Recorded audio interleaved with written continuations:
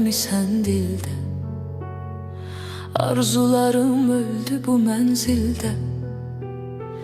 Bu ne senin ne benim günahımdı. Hatireler yoktusa sahilde. Seni sevirem söylemisen dilde. Arzularım öldü bu menzilde. Bu ne senin ne benim günahımdı. Hatireler yoktusa sahilde. Sen denizler kimi çağlarsan, sen ümidi küleylere bağlarsan, küley bir gün esmese ey yarım, kayalara çırpılmayı bağlarsan. Sen denizler kimi çağlarsan, sen ümidi küleylere bağlarsan, küley bir gün esmese ey yarım, kayalara çırpılmayı bağlarsan.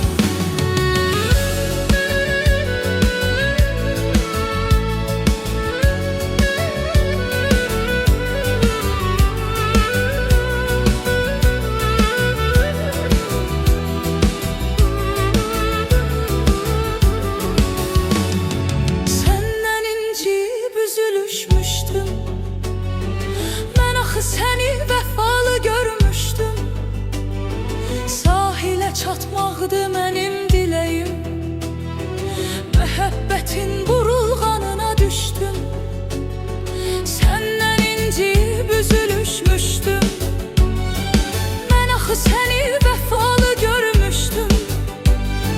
Sahile çatmaqdı benim dileyim, məhəbbətin burulğanına düştüm.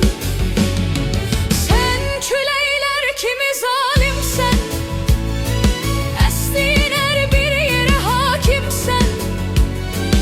Ey benim hayalıma gelen insan, birce defa söyle görüm kimsen.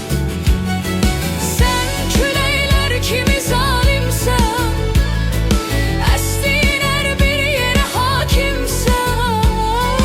Ey benim hayalıma gelen insan, birce defa söyle görüm kimsen.